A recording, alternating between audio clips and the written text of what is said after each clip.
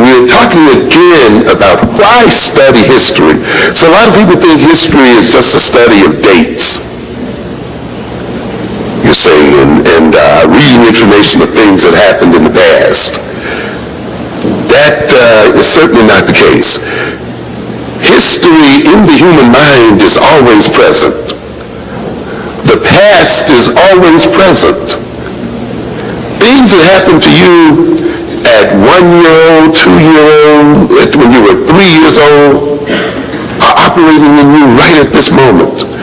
And the way you react to other people, the kind of taste you have, the desires you have, the kind of love relations you seek, and all of those kind of things are to a great extent determined by your experience before you were 3 or 4 years old.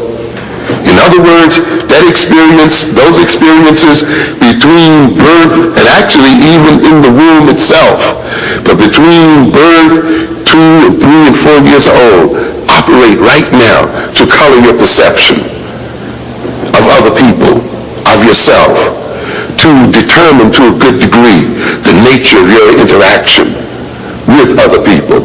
In other words, then, the past is not something that's dead and gone and dropped off in your mind.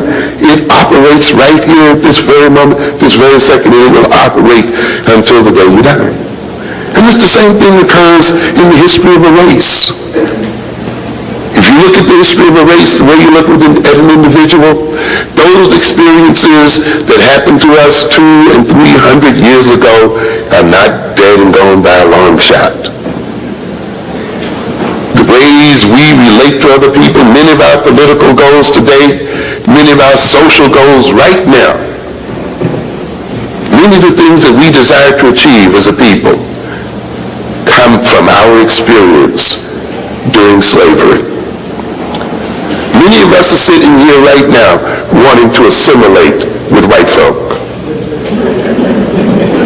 wanting to be one. Many of us are struggling with feelings of inferiority and all of those kinds of things. Where did you think that started? You think it started here today? It started as soon as we hit the shores of this country. And so the experience of ourselves as a group is alive in us. Where else can history be alive but in the minds of people? If people were not in existence, what would be the point? We wouldn't even have to be discussing history. Another indication of the importance of history, of course, is the fact that those who rule over us and those who dominate us have worked very hard at distorting our history and at hiding our history from us and at falsifying our history. So if history were not that important to everyday life, to real life, and to concrete activities, why then has this nation and the people who rule it worked so hard to destroy African history? Why are they resisting the inclusion of African history and African culture in the educational structure if they think that inclusion is purely harmless from their point of view, you see? In other words, then, we need to gain a new appreciation of history and need to recognize that history is always present. And that to a good extent, if we are to change our present behavior, and if we are to change the future, then we must change the past and change our relationship to it. And therefore, the falsification of and mislabeling of black consciousness deals with why we should study history. It deals with history as mythology. And you can recognize in your everyday behavior, if you've been given the wrong history about a person, how that can change your behavior toward that person. Or if people have a wrong history about you, they've been given the wrong information about you. People interact with other people based on their history of the other person, you see. If people want to change the nature of people's relationships, they will often falsify the history of one or both of those persons, knowing that one or both of those persons are going to interact with each other differently depending on their history or that sense of the history of the individual. This goes on with groups, ladies and gentlemen. That's why those in power then, you see, rewrite history. Because in rewriting history, they rewrite the person's perception of himself, whose history they've rewritten. They also then change that person's behavior and relationships with other people, given the history that they've come to believe. And they also change the way other people interact with those people, you see, based on the history that they learn about the people. You see, that's why any group has to take command of its history and to make sure that it projects the kind of history that operates in its best interest. It cannot let another people write its history and let another people, you see, determine the nature of its history. And it must also know the history of other people as well, if it is to maintain self-control and self-determination, you see. But history is not a mere remembrance of experience. Everything we've learned in the past. You know, if you learn to talk, you learn to walk, and any other thing you learned it when? Not today, you learned it years ago. So if you, in a purely theoretical sense, forgot all of your history and all of your experience, you would return then to a fetal state of existence, to a state of immaturity. You would be reduced in your capacity to deal with current and present realities. Many of the coping techniques and things that you've learned in your past would not be useful to you because you would not have them at hand. The same thing is true then in the life of a people. We learned a lot of things as African people. We learned to cope with a lot of things. We learned a lot of methods and techniques for solving problems. The study of history cannot be a mere celebration of those who struggled on our behalf. We must be instructed by history and should transform history into concrete reality, into planning and development, into the construction of power and the ability to ensure our survival as a people. If not, Black History Month becomes an exercise in the inflation of egos. It becomes an exercise that cuts us further off from reality. Ironically, we now see even other people who are not our friends joining us in this celebration, which means they must see it in some means of protecting their own interests and see it in something that works for them and possibly against us. If they can celebrate our history and see it as something positive, then it means that we're not using it in a revolutionary sense. They do not see our study of it as a threat to their power. If we're not studying it in a way that is a threat to their power, then we are studying it incorrectly, and our celebration of it is helping to maintain us in a state of deception. So let us make sure that we look at and study history in a light such that it advises our interests, not inflates our egos and blinds us to reality. Welcome back, welcome back, welcome back. Happy Monday. Welcome back to On the Shoulders of Giants. I am Joseph Ward, continuing my reading of Dr. Amos Wilson's The Falsification of African Consciousness, Eurocentric History, Psychiatry, and Politics of White Supremacy. And today we're covering why study our history. What is it about our history that is important, so important that the white supremacists will go far, far, far and wide, over and beyond, to hide or distort or change or manipulate our history? Why do they care more about hiding our history than we do about learning our history? And when we do learn our history, why does it seem like the end goal is to only just know history, to brag and say you know it, rather than to understand it and use it. Because there's a good number of Black people in America who know our history, but we've yet to see how they can utilize the information that they have to create something tangible for themselves or their community. And that is a failure in the teaching or even the utilization of the information. That's on all of our parts across the board. We've always been taught about history, and we've always utilized history as just information to know and information to have, rather empowering information that we can wrap around other things that we know and do to create something tangible, right? Because it is on us to be creative enough to utilize the information that we have to create something that is tangible for ourselves and something that is tangible for others, i.e. something like this, right? But that is the proper utilization of history. History has to become a tool rather than just a collectible. Once again, history has to be a tool rather than a collectible. As Dr. Wilson has stated various times, the education you receive should help to solve your problems.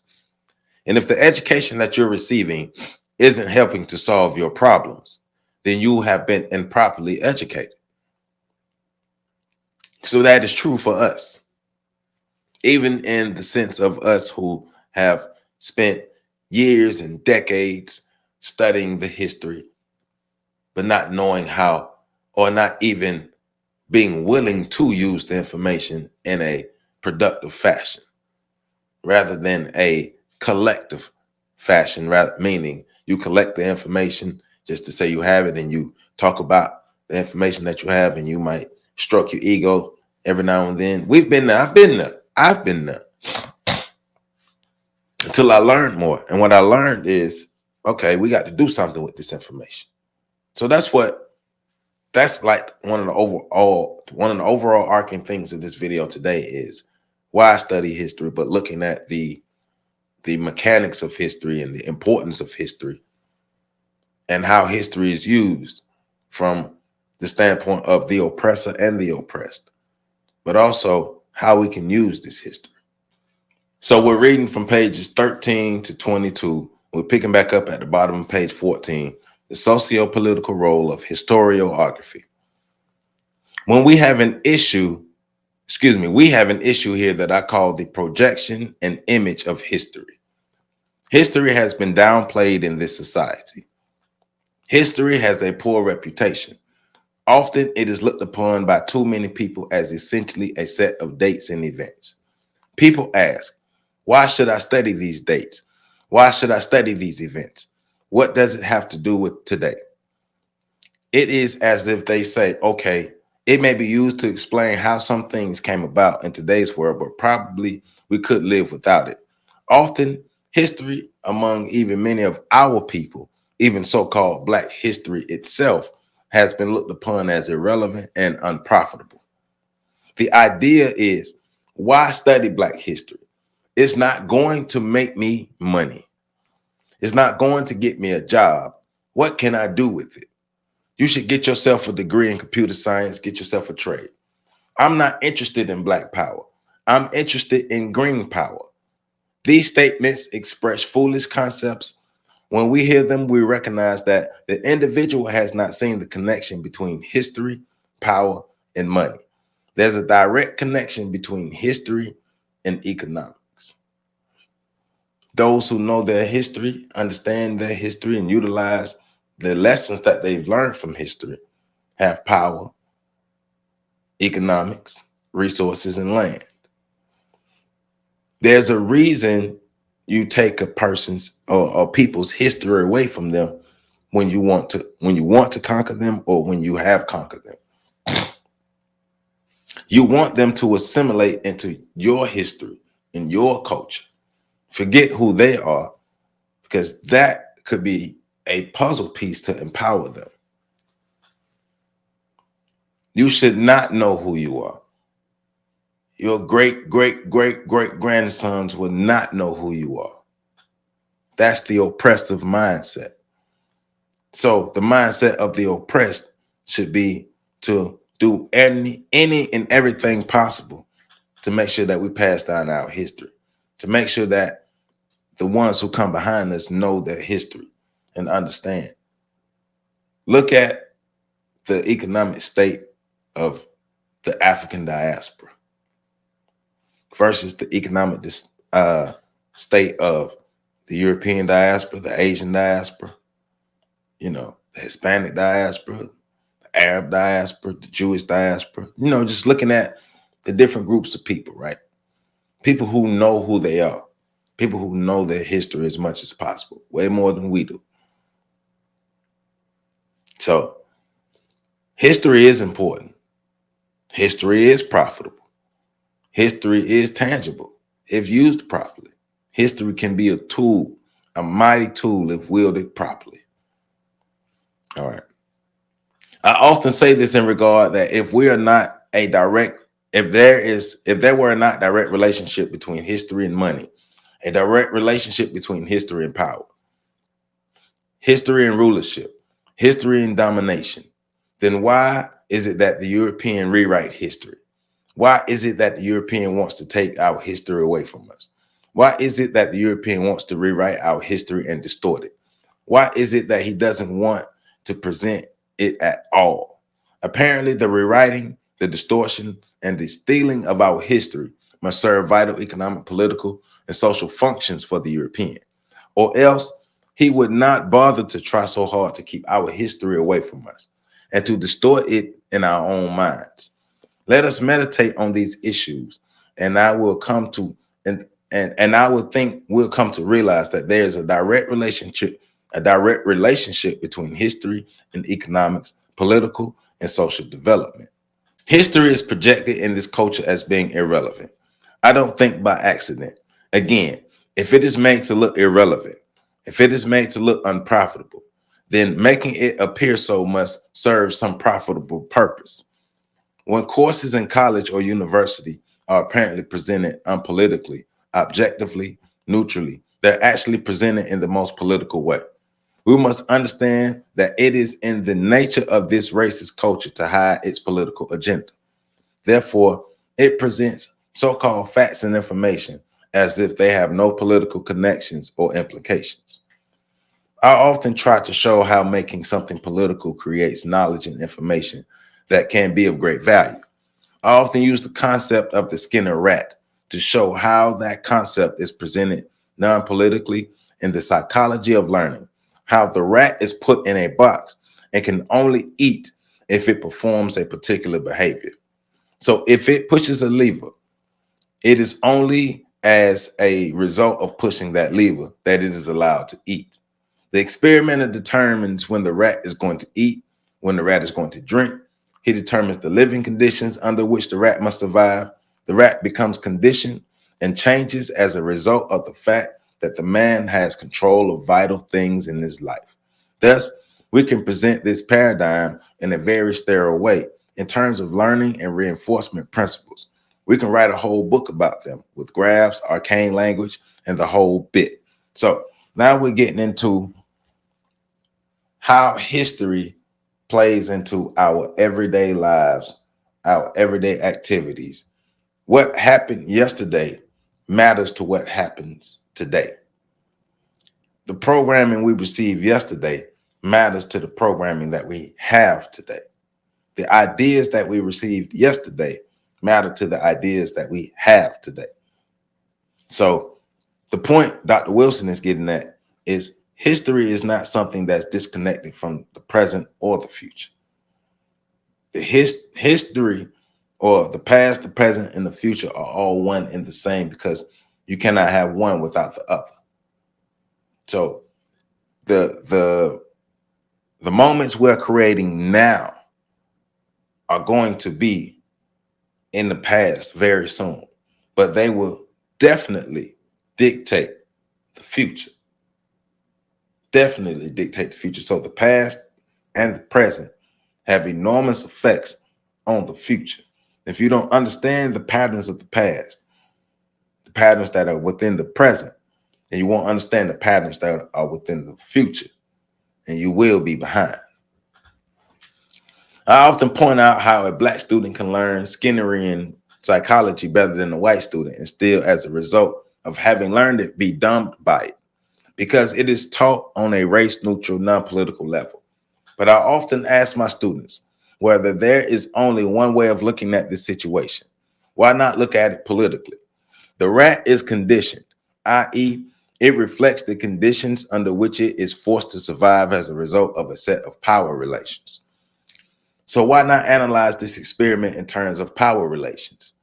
Based on these terms, based on these terms, we may reach the conclusions that the conditioned rat is socially created.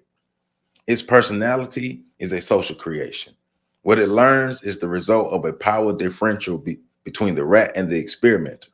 Because the experimenter has power over the rat and uses that power to transform and create something new in the rat. That's called social engineering.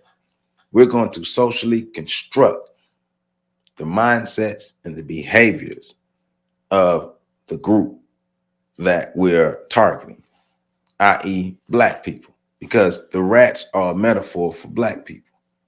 You're going to see more as we go. But the behavior of a group of people can literally be shaped by those who have control over those people, especially if I control every aspect of your life, going back to what Neely Fuller was talking about. White supremacy is dominant over economics, education, entertainment, labor, law, politics, war, sex, and counter war. Sex, war, and religion. All 9 areas of human activity. They are in control. We have to go to them for what we need for our basic survival, for our everyday functioning. It comes from them. So the Skinnerian rat experiment is true because it has been employed on us, the masses. And we have no idea. So like Dr. Amos Wilson is explaining, you can learn about the rat experiment and still fall subject to it. Because everything around you, you don't control. Power. It's important. Unity is important. As a result of the conditioning experiment, the rat is different from other unconditioned rats. It shows the effects of its conditioning. The experimenter is able to do this because the experimenter has control over the rat's circumstances. If we will go further to identify with the rat, then we begin to learn something about ourselves, right? Something of value. We will then have grasped something that can lay the foundation for revolution and change, not a sterile bit of knowledge and information that we can't use. I've often asked my students, who has control of your food? Who controls your electricity?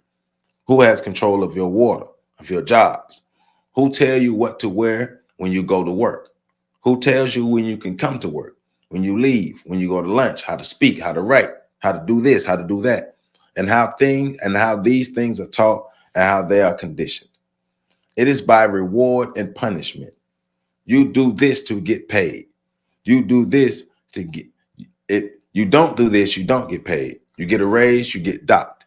What do we have here? We see the same basic situation and the same basic principles for conditioning rats are not transferred to life and reality itself.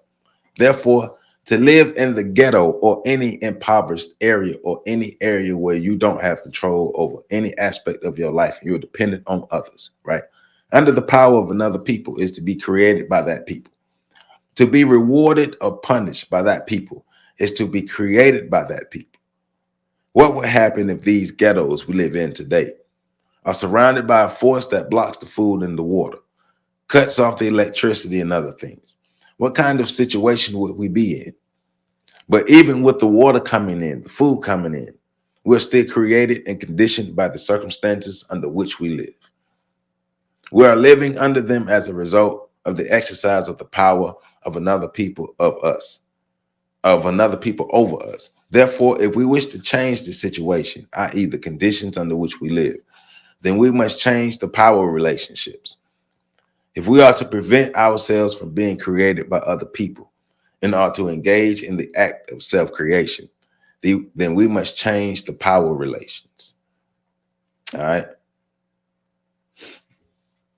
With the political approach to Skinner's rat, the African student not only learns what the white student learns, but learns more and learns something of value to himself. What he learns becomes a basis for self-understanding and knowledge, a plan for the future as a means by which he or she can change his or her situation.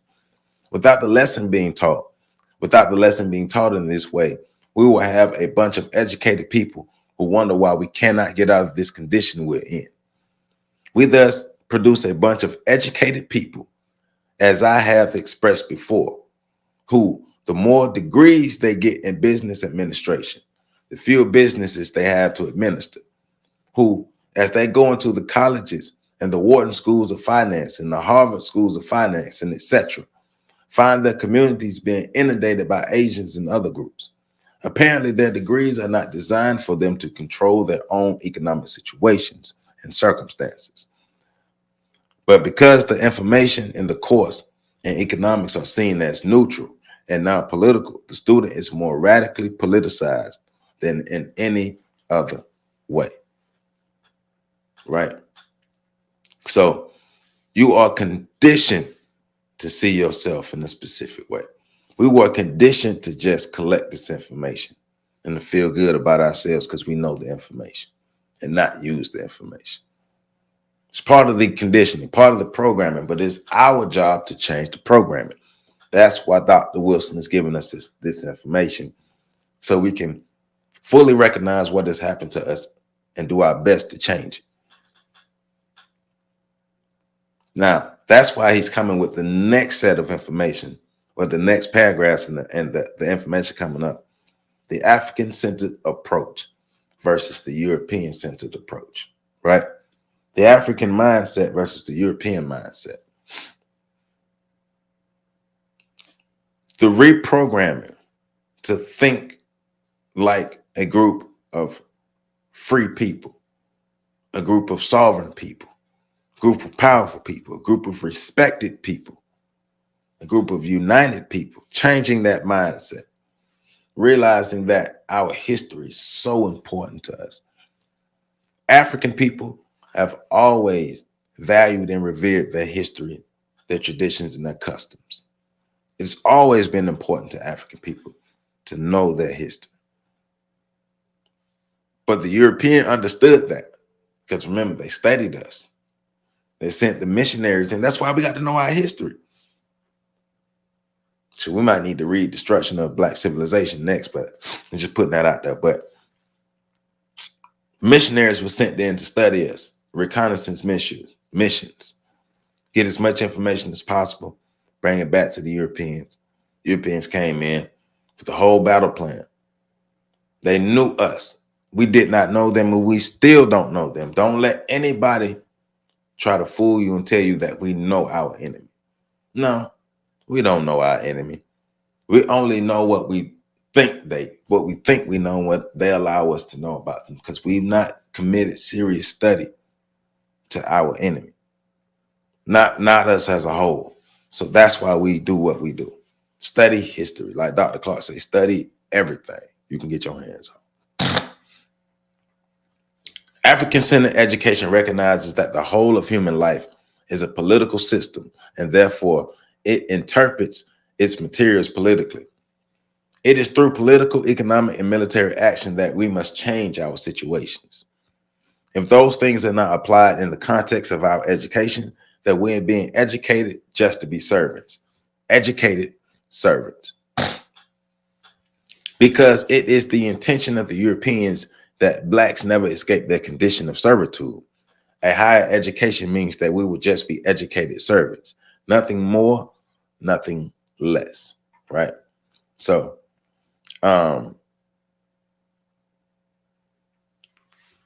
Neely Fuller talked about politics.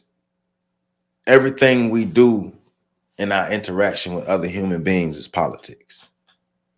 The political system goes further than the realm of politics or, the traditional politicians. It's everyday human interactions. And if we understand politics on a broader spectrum than that, then we can start to have a better view of what's happening, why certain things happen the way they happen, right? So if politics extend to everyday human interactions and everyday human lives and the everyday human life, why certain policies be put in place, why certain people are put in place to affect everyday human lives or to construct everyday human lives in a certain way for a desired outcome from a specific group of people, i.e. the white supremacist. So in my city, when 31% of the people, only 31% of the people vote, and a majority of the city is disenchanted about the politicians, especially the commissioners who we have in place. The politicians can't be replaced.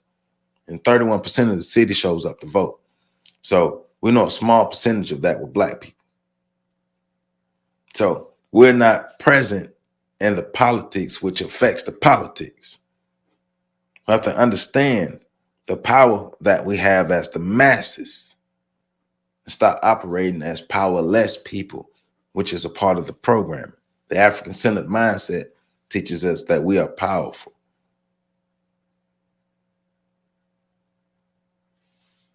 So when history is projected as irrelevant, as unprofitable, as a system of dates and events, as a system of ratified causes and effects, it is projected that way, I think, because it helps to maintain the political and social status quo, and because it serves a political economic function. People who are ahistorical have little knowledge of history are people who are more gullible and more easily manipulated, and people who can be more easily adapted by the capitalist machine than people who are historically knowledgeable. History can become a basis for self-criticism, a basis for self-understanding, and more importantly, the basis for understanding of the motives and the psychology of others. When history is not taught appropriately, we are left to just follow orders and to just trudge to our work, our jobs, without knowing the reasons why.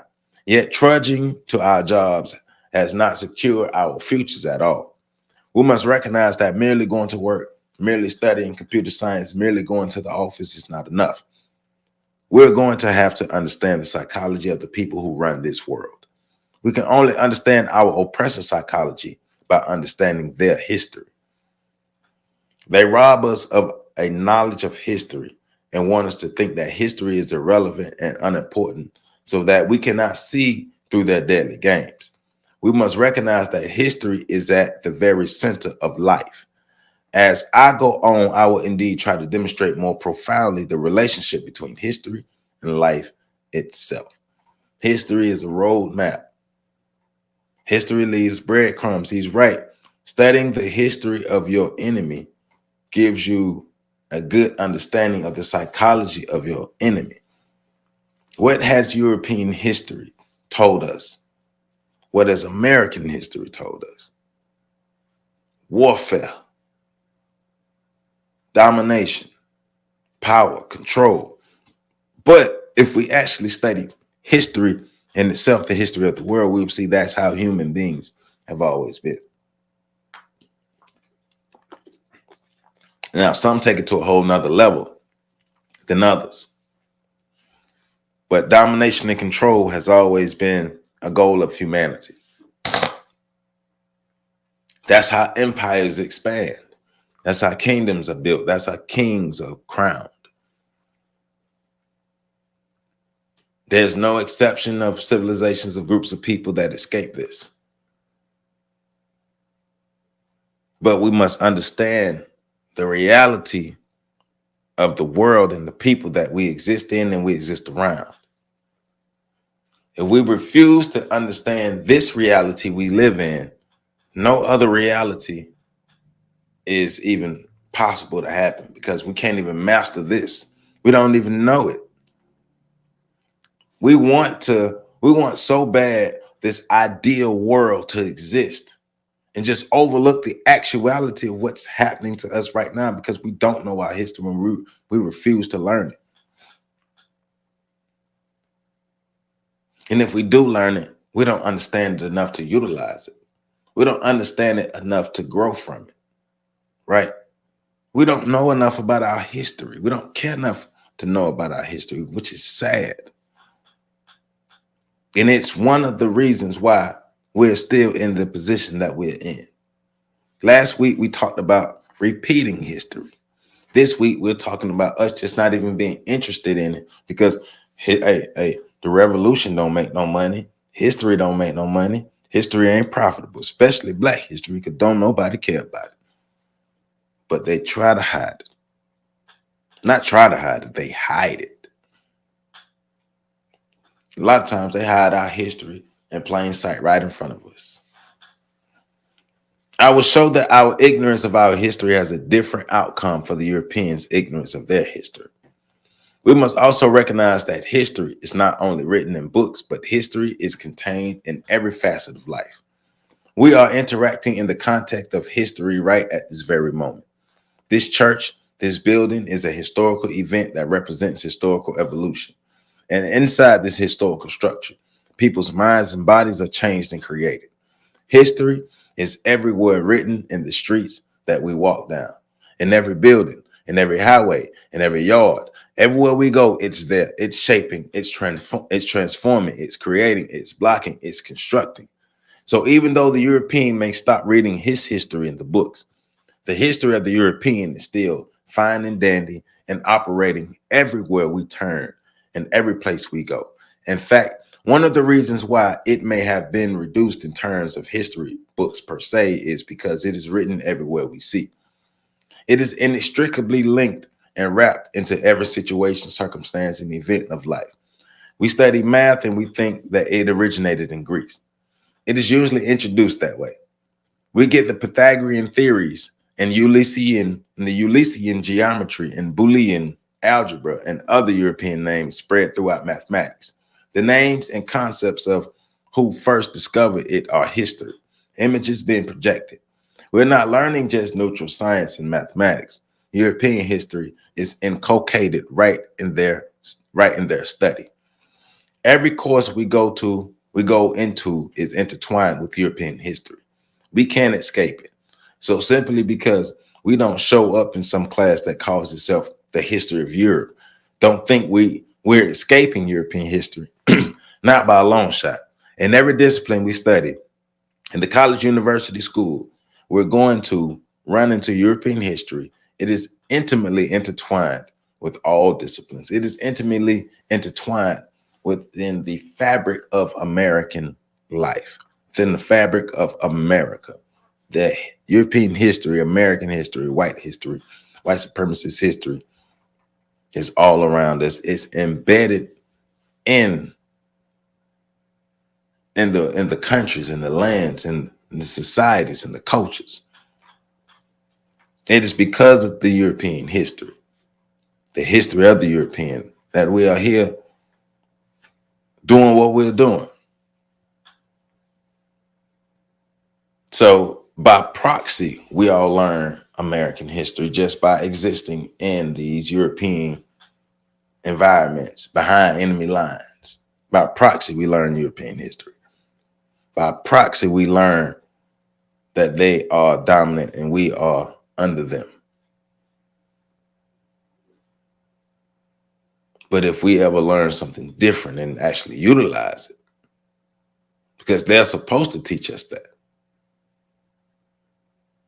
But what are we supposed to learn from ourselves? We should look at history more accurately as psychohistory, i.e., the psychological result of undergoing certain historical experiences. We as individuals are our history. I'll show later on that history is not that which is forgotten and left behind. We don't leave history behind. History is the present. History is the future. Those of us who are Afrocentric and mystical must know that the division of past, present, and future is false. Eurocentric and political. The world is not a linear structure. Past, present, and future are one and the same. When we have been made to believe that the past is present and in some straight line with the future, then we've already been brainwashed and set up, because we're talking about a European mindset versus an African mindset. Our past never forgets us and is never left behind. If you forget your past, you would not be able to understand me right now. You would not be able to walk or talk. You did not learn to walk, talk, and do things that you were doing at the moment you entered here. You learned to do them in the past. Forget that then, since that is history. Leave that behind. You will see that you also have no future. Past, present, and future are one, and that proposition is at the center of an African-centered history and approach. So this is quoted from Joel Koval's White Racism, a Psychohistory. When we go to see a psychiatrist, psychologist, social worker, and psychotherapist, one of the first things they do is to take a so-called case history. They recognize that they cannot appropriately understand us as individuals unless they understand something about our unique experiences as individuals. They cannot take the history and experience of another person and apply exclusively the psychology that flows from that history and experience and accurately describe you as an individual and person. That's why each person that walks through the door of helping professionals must provide his or her own case history and must be dealt with in terms of his or her own case history. The same thing is true about a people. We cannot take the psychology of Europeans. And I've often stated this as a rationale for my writing the book, The Developmental Psychology of the Black Child, which is based upon their history and experience, upon their values and their goals, and apply it unmodified to ourselves. This leads to misunderstandings and misdirection. One of the major problems I often point out in this context in the area of education is that we have a situation where the educational psychology that is taught to teachers and others who are in charge of our children is a psychology based on the history and experience of another people. And despite the best intentions of these educators, they will miseducate our children in terms of that psychology.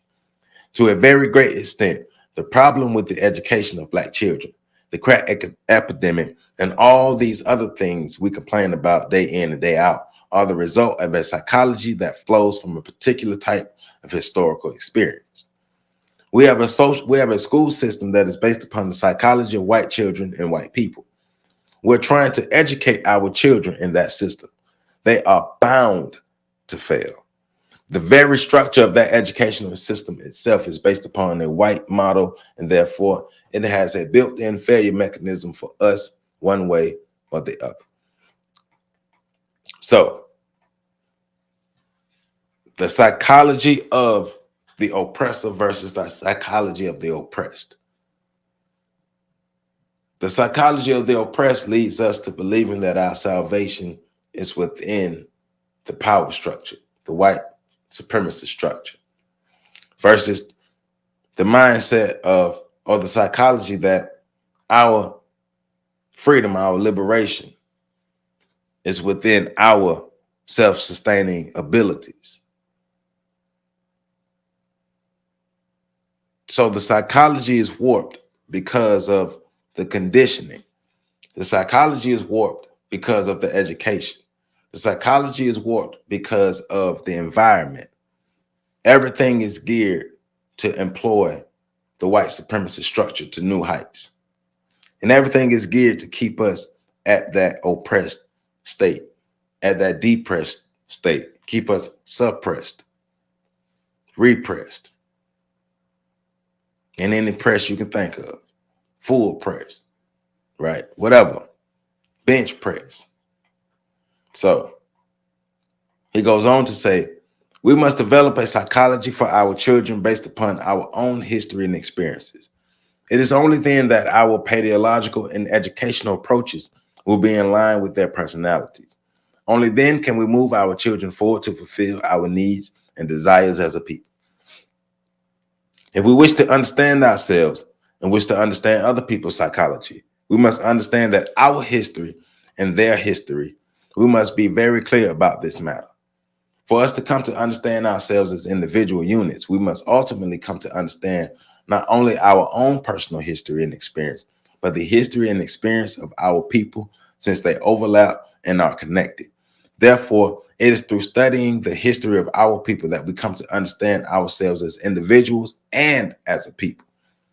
Although each person in a society is unique in the detail and the fine structure of his or her life, all members of that society share certain common styles of action or ways of knowing. In other words, to a degree that we share history and experiences, we share common styles of thinking and knowing. There is no such thing as an individual in the absolute sense of the word. That's why we got to stop talking about how much of a monolith we are. We need to talk more about how much of a power structure we are, how much of a unit we are, how much we operate as one. We should be operating as one. And when we're not operating as one, we're going to be powerless. Think about the metaphor of using the ants versus the praying mantis. One fire ant cannot subdue a praying mantis. The praying mantis would be white supremacy. The fire ant will be the African people. One fire ant by itself cannot subdue a praying mantis.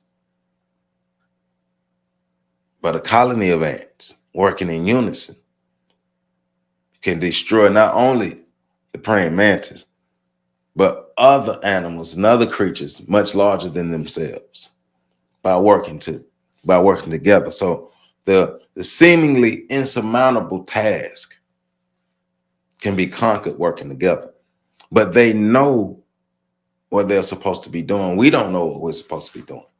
So because of the conditioning, we are out of whack, out of sorts, we're out of pocket, we're out of sync, we're disjointed, disunited, and we find any and every reason to fight about something. The politics is bad.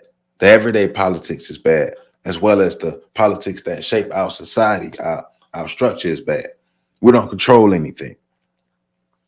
We don't have a desire to know who we are, what we are, why we are, when we are, where we are, and why. I said why, but I said it again.